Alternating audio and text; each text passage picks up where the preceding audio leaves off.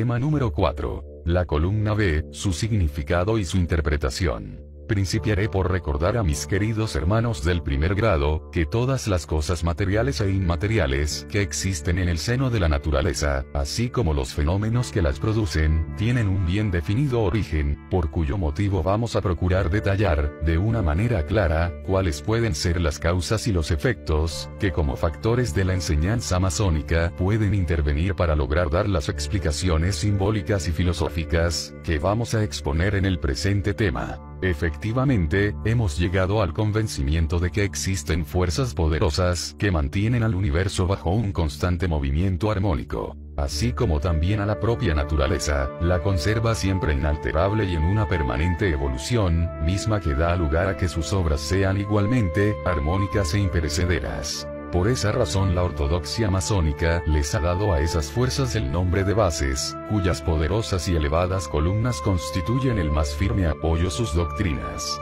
Por eso dentro de los templos simbólicos de la masonería, contamos con esas dos grandes columnas, a las que denominamos del norte y del sur, y que ostentan al centro de su fuste a las letras B y J respectivamente, mismas que dan cabida a otro sinnúmero de columnas, que también personifican a todos los miembros activos de las logias, y que por lo tanto, todas ellas constituyen una infinidad de pequeños apoyos, sobre los que descansa los principios, los preceptos y las máximas que dentro y fuera de los talleres se propagan simbólica y filosóficamente y por todas partes del mundo. Por lo mismo, las dos grandes columnas en lo material, son las que sostienen a la bóveda del infinito que cubre a los templos masónicos, y las demás, son las representadas por las dignidades, oficiales y en general a la totalidad de los hermanos, que forman las logias esparcidas por la superficie de la tierra. En consecuencia, por ahora únicamente vamos a estudiar el origen, la etimología, el significado y la interpretación que en masonería se conoce, acerca de lo que es la gran columna B o del norte.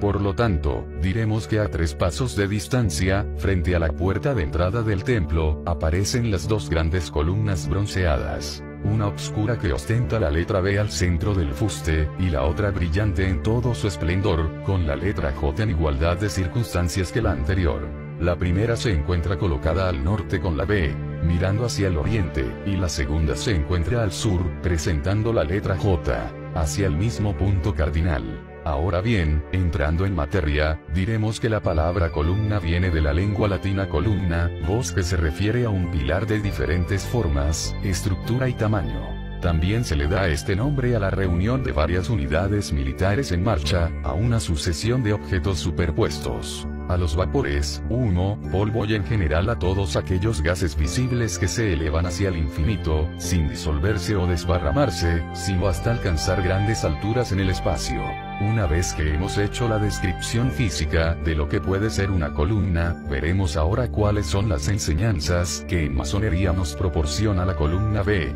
en atención a su origen histórico más o menos conocido hasta la fecha, puesto que según el ritual antiguo, se sabe que dicha columna fue colocada en el rumbo norte del pórtico del templo simbólico, para recordar a los hijos de Israel, yentes y vinientes, la adoración que debían profesar a la gran columna de humo que oscureció el camino al faraón y sus ejércitos, cuando los perseguían por haber huido de la esclavitud de Egipto. Sin embargo, parece que su aparición original y su significado simbólico, se remontan a muchos años atrás, por cuya razón se asegura que dicha columna, materializaba la estrella polar del norte, a la que dieron en llamar también estrella de Horus, nombre que posteriormente se le cambió por el de Tatotat, voces sánscritas que en conjunto significan en fortaleza, y por lo mismo se le considera como un emblema de la fuerza, y de ahí que muchos autores atribuyan a estas palabras el origen de la sagrada del aprendiz masón, como vamos a tener la oportunidad de confirmarlo más adelante, al tratar de su interpretación. En el antiguo simbolismo que se conoce acerca de la gran columna B, existe otra interpretación exotérica, pero como alegórica del gigante Atlas, que sostiene un globo terráqueo sobre sus hombros, por cuya razón observamos, sobre la parte superior del capital de la referida columna, a la esfera terrestre, descansando sobre granadas y lirios, cubiertos por una red.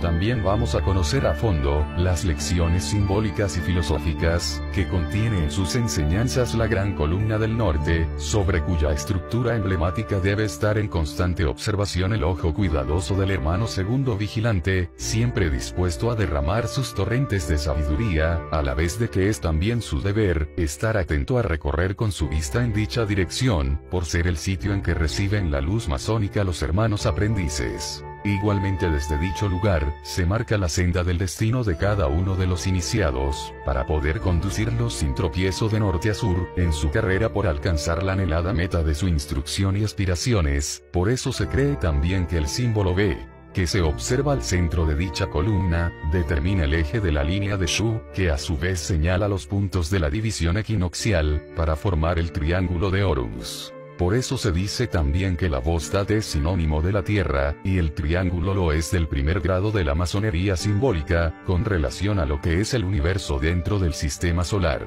Pero existe otra interpretación que se le atribuye a la palabra sagrada del aprendiz masón, y se sabe que la inicial B se traduce como en y las siguientes O, A y Z, significan fortaleza, y como es de nuestro conocimiento que la voz divina ordenó al pueblo de Israel establecer su dominio en fortaleza, quiere decir que se confirma o está perfectamente justiciada la interpretación anterior que se les atribuye a las letras de la palabra sagrada, puesto que se toma como base o principio a la inicial B, que ostenta la gran columna B, al centro de su fuste, en cuyo caso resulta que es la representativa genuina de las ciencias que se imparten en la primera cámara. Por lo que respecta al material de que está construida la Gran Columna del Norte, la Biblia nos da a conocer que era de bronce fundido, pero posteriormente se ha sabido que su aspecto, estructura y resistencia, denotaban que el metal de que estaba hecha, superaban todo a lo que hoy llamamos bronce. Ahora, en cuanto al color oscuro que se observa y cubre su superficie, es indudablemente una razón para creer que en efecto, en esa forma se trató de hacer un recordatorio al pueblo de Israel, de la gran columna de humo que cegó a sus perseguidores, como ya se dijo antes, cuando huyeron de la esclavitud de Egipto. Pero la interpretación masónica actual, consiste en que esta columna recibe desde el sur o mediodía, los pálidos rayos solares por encontrarse en el extremo más septentrional del mundo. Por lo mismo, esta es la circunstancia por la que forzosamente debe estar iluminada por una penumbra. La columna B, en la actualidad y en todas las logias simbólicas, debe ser del orden dórico, por ser este uno de los primitivos de la arquitectura universal, y refiriéndonos a sus dimensiones, todas las descripciones conocidas, menos una, están de acuerdo en señalarle 18 codos de altura, más 5 de capitel, por 12 de circunferencia, por lo tanto la altura total de la referida columna era de 23 codos. Pero hay que tomar en consideración que un codo equivale a 459 milímetros, por lo mismo, su estructura resulta muy deforme. Sin embargo, si tomamos en cuenta el uso para el que estaba destinada, llegamos al convencimiento de que debemos aceptar dicha deformidad, puesto que no constituía una verdadera obra del arte arquitectónico, sino del orden simbólico. Efectivamente, la gran columna B estaba hueca y el espesor de sus paredes medía unos 75 milímetros, aun cuando muchos autores lo hacen llegar hasta 100 milímetros. Por el frente de esta columna había 3 puertas, en el orden ascendente, por cuyo motivo su fuste estaba dividido interiormente, también en 3 departamentos, dentro de los cuales se guardaban, en primer término los tesoros del templo. En segundo lugar, las herramientas y útiles de trabajo, y por último, el libro de la ley. Además, las enseñanzas filosóficas que nos proporciona la Gran Columna del Norte, se explican plenamente durante la instrucción del primer grado, en donde a dicha columna se le conoce como el emblema de la fuerza, de la materia, del principio, del reposo, del negativo, del receptor, de la madre, de lo concreto, de la virtud, etc., y por lo consiguiente, simboliza también el conjunto de causas y efectos que existen en el seno de la naturaleza, para mantener su desarrollo y la conservación de su vida eterna. Asimismo, en sus principios determina a los poderes de firmeza y cohesión, que mantienen al mundo suspendido en el espacio. Por esa razón observamos al globo terrestre descansando sobre su capitel, por cuyo motivo también se le conoce como representativa de la gravitación universal. Las granadas que se colocan bajo la esfera terrestre, encima de la cúspide de la columna B, representan a todos los cuerpos organizados que la masonería ha fundado sobre la superficie de la Tierra. Y los granos que contienen en su interior, personifican a los masones en conjunto, o sea al hombre asociado, por cuyo motivo nos demuestran y nos ponen de manifiesto al valor individual, cuando en forma colectiva constituye a la fuerza física, a la moral y a la intelectual humanas, en relación con lo que es el conocimiento del universo, del infinito y lo desconocido. Los lirios que rodean por su base a la referida esfera terrestre, sobre el capitel de la gran columna B, son alegóricos de la inspiración humana, de las virtudes del hombre, del valor que se le atribuye a la ética en todos los actos sociales, y de la fuerza adquirida por la experiencia de los hombres cuya preparación intelectual es innegable, ya que su talento ha sido cultivado de conformidad con las enseñanzas masónicas en todos los órdenes. En cuanto a la red que cubre a las granadas y los lirios, se le considera como una manifestación filosófica de los lazos espirituales que unen a la humanidad, y que a su vez, la ponen en contacto con el mundo misterioso y desconocido, para poder acercarla cada vez más, hacia la divinidad. Simboliza también a las grandes cadenas que estrechan a la unión y a la confraternidad universal que existen entre todos los masones. Es igualmente el emblema que corresponde a la ética social, cuyo conocimiento nos conduce directamente hacia un solo fin: llegar a poseer los principios fundamentales del honor, del deber, y de la virtud, puesto que son factores que ineludiblemente debemos practicar y propagar por todas partes, como cualidades propias de los iniciados, para hacerlas extensivas entre la humanidad, sin distinción de credos, castas ni de las razas que habitan la superficie terrestre. Como hemos podido observar, muchas de las explicaciones detalladas en el presente tema, son poco conocidas, y además algunas de sus enseñanzas, ni siquiera se les ha tomado en consideración, no obstante a que contienen una clara tendencia simbólica y filosófica, que puede llegar a comprender todo el conjunto de hermanos amantes del estudio, cualquier que sea su cultura o preparación intelectual en el orden masónico. Y así preguntamos por qué razón se guardaban los tesoros, las herramientas y el libro de la ley dentro de la gran columna del norte. ¿Por qué admitir esa deformación en su estructura que la hacía antiestética a la simple vista?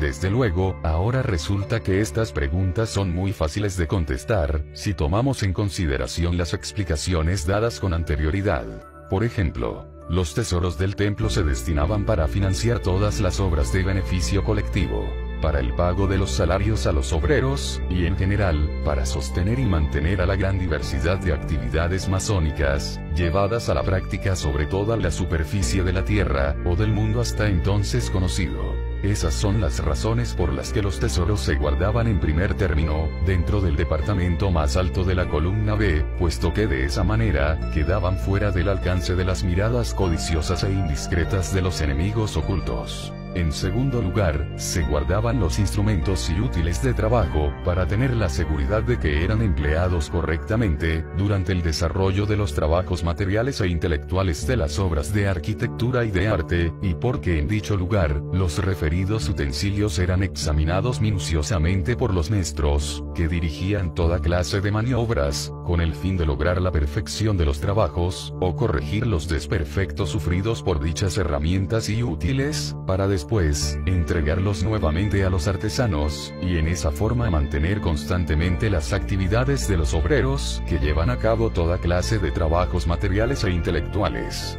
Y en tercer lugar, en el último departamento de la gran columna del norte, se guardaba el libro de la ley. Precisamente porque de esa manera se le mantenía siempre dispuesto para hacer saber a todos los agremiados, que sus derechos y sus deberes eran concedidos por igual y sin distinción de categorías, pero que también en idénticas condiciones, esos mismos derechos son sagrados, y que por todos conceptos, los deberes son ineludibles para todos los hombres que se dedican a desarrollar sus actividades de cualquiera índole, ya sean materiales o intelectuales. En cuanto a la deformidad de la estructura de la gran columna B, como ya sabemos, consistía en que no era precisamente una obra de arte, hecha con la perfección que reclama la estética de la arquitectura universal, sino únicamente un símbolo consagrado al trabajo, a la fuerza y a la virtud, cuya seguridad debida al carácter de su construcción, siempre fue manifiesta, precisamente por la índole de su estructura, misma que garantizaba los fines para los que fue erigida.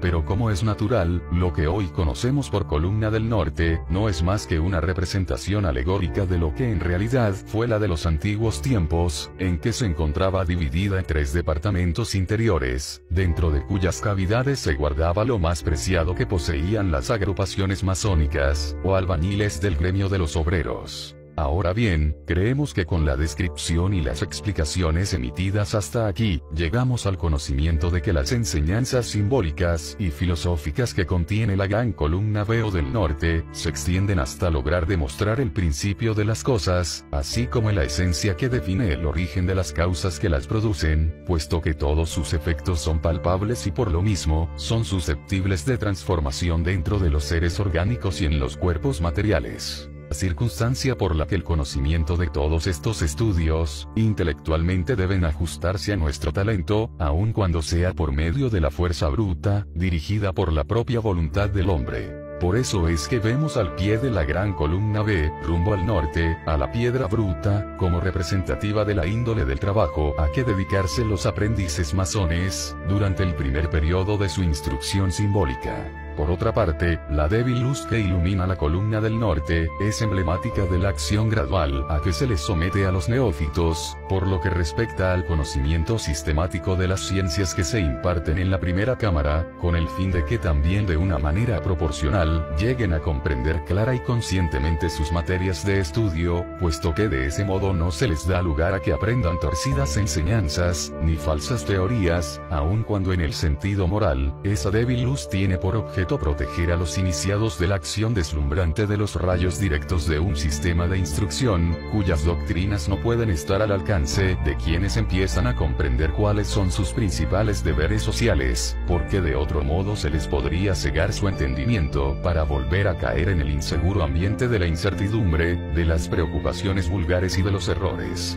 Y es la razón por la que las nociones científicas también deben impartirse en forma gradual, para el fin de que los conocimientos adquiridos en logía puedan ser perfectamente comprendidos, investigando así si lo que se les da a conocer es o no la verdad. En igualdad de circunstancias, este sistema de enseñanzas simbólicas nos obligan a conocer que es un deber llegar hasta el sacrificio personal, por el bien propio y el de nuestros semejantes, porque de esa manera, apreciamos también el valor que tiene la dedicación al trabajo moderado, así como el de la fuerza intelectual que se desarrolla mediante la constancia en el estudio, factores que irremisiblemente nos conducirán hasta lograr nuestro perfeccionamiento moral y espiritual, aun cuando sea dentro del límite de nuestros escasos conocimientos sobre lo que es el simbolismo y la verdadera filosofía masónica. Existen otras explicaciones más complicadas respecto a las ciencias que contienen las enseñanzas simbólicas que nos proporciona la gran columna Veo del norte, mismas que por lo pronto no es posible impartir en esta cámara, porque vienen enlazadas con la instrucción que corresponde a la gran columna J del sur,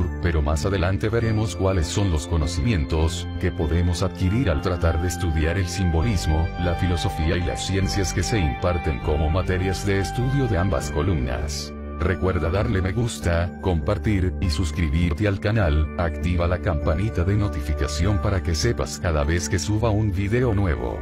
Espero y les haya servido de mucho la información. Nos vemos en el próximo video.